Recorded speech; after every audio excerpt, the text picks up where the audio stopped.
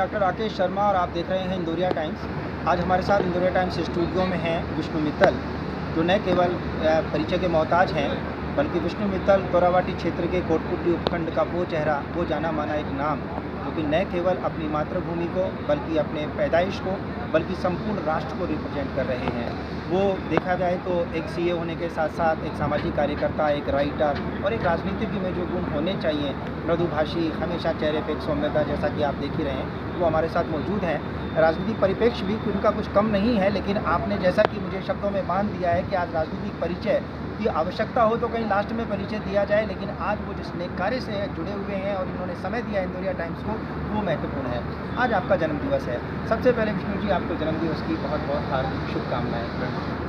जन्मदिवस के अवसर पर आपने जिस तरीके से आज एक रक्तदान शिविर का आयोजन किया है, ये भी अपने आप में एक बड़ी सोच है और एक के बाद एक बड़ी सोच का आप परिचय देते रहे हैं। चाहे उनका हो साथ चले संस्था के द्वारा किए गए कार्यक्रम प्रसादम रहा हो, रक्तदान शिविर रहा हो, और हाल ही में एक पुस्तक का विमोचन भी आपका हुआ था, अभी वो है ऐसे थे भारत के गाँव। अपने आप में ये टाइटल शो करता है। ये बुक भी मेरे पास है और मैं स्टूडियो में इस बुक को इसलिए भी हाईलाइट कर रहा हूँ कि आम आदमी किसी एक व्यक्ति को देखते हुए ये ना सोचे कि वो केवल एक पॉलिटिकल फेस है या इसका कोई और उद्देश्य है। बहुमुखी प्रतिभा के धनी हैं विष्णु मित्तल।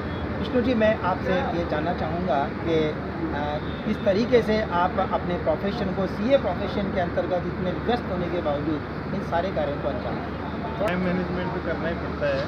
थोड़ा बहुत जब टाइम मिलता है तो डेली लगभग लिख लेता हूँ। 1 घंटा लगभग डेली निकालता हूँ मैं सब टाइमों के लिए पढ़ने में। तो कोविड काल में मैंने शुरू की थी ये पुस्तक, ऐसे थे भारत के गाँव, जिसका उद्देश्य यही था कि हमारी जो नई पीढ़ी है, वो लोग जो पहले गांव में थे और आज शहर में चले गए हैं, अच्छे पदों पे हैं, अच्छा बिजनेस कर रहे हैं, उनको गांव की दोबारा याद दिलाई जा सके। और एक वो लोग जो आज तक कभी गांव गए नहीं, उनको ये पता चले कि गांव के लोग कैसे अपना जीवन जीते थे सामान्य तरीके से। गाँव के लोगों को शहर में जाना भी नहीं पड़ता था और उनकी सारी आवश्यकताएँ वहीं पूरी होती थी। तो जो हमारी आने वाली पीढ़ी है, सरकार इतने काम कर रही है, चाहे वो टॉयलेट की बात हो, चाहे वो जनधन खातों की बात हो, चाहे घर घर सिलेंडर की बात हो, लेकिन सरकार के साथ अगर समाज भी गाँव के ऊपर ध्यान देगा तो हमारे गांव बहुत अच्छे तरीके से और डेवलप हो सकते हैं। यही आपने न केवल हमारे गाँव का परिचय दिया, बल्कि आपके माध्यम से आओ साथ चले अपने आप में एक बड़ा शब्द वाक्य बन जाता है। आओ साथ चले कहने का मतलब हर एक व्यक्ति को अपने साथ लेके चलना, हर जाति, वर्ग, धर्म, संप्रदाय के व्यक्ति की ज़रूरत को समझना, और यदि किसी भी व्यक्ति ने किसी माध्यम से विष्णु मित्तल तक इस बात को पहुंचाया है कि ये व्यक्ति नीडी है, तो संभवतः उसकी वो परेशानी वहीं सॉल्व हो जाती है। मैं भूमिका में समय ना दे करके मैं आप ही से जानना चाहूँगा कि आओ साथ चले संस्था के अंतर्गत अब तक किन किन कार्यों को शुरू किया गया है और अभी उसकी क्या अगले आयाम हो सकते हैं। आओ साथ चले में राकेश जी, वैसे तो बहुत सारे हमारे विकल्प चल रहे हैं, लेकिन एक जो मुख्य एक दो है मैं उसकी चर्चा आपके सामने करूँगा। एक तो प्रसादम चल रहा है, जिसमें हम पेशेंट्स के अटेंडेंट को खाना खिलाते हैं।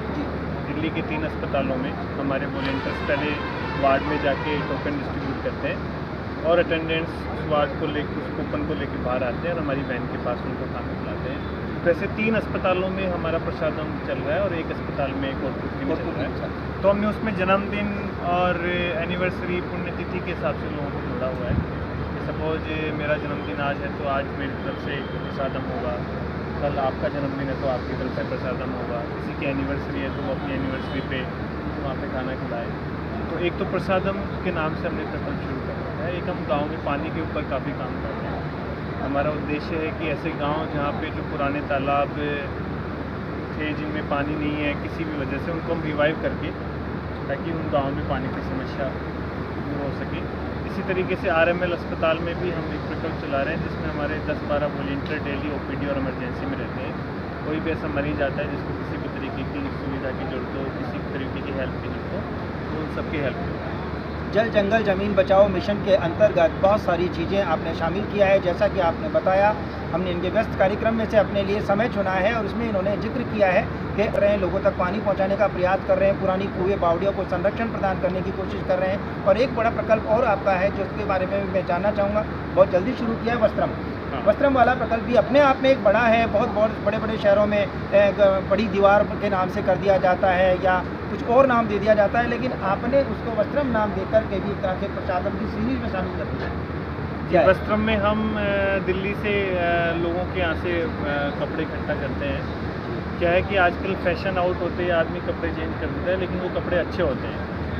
तो हमारा उसमें ये इनिशिएटिव रहता है कि हमने टोल फ्री नंबर इशू कर रखा है, उस पर फ़ोन आते हैं तो हमारे कार्यकर्ता दिल्ली में लोगों के घरों पे कपड़ा इकट्ठा करना जाते हैं लेके, और फिर उनको यहाँ पे हम कोटपुतली लेके आते हैं, उनकी बुलाई होती है और उनको एक टेलर भी वहीं पे बैठा हुआ है, और जो भी ज़रूरतमंद हो ताकि उनको कपड़े मिल सकें, यही हमारा उद्देश्य है।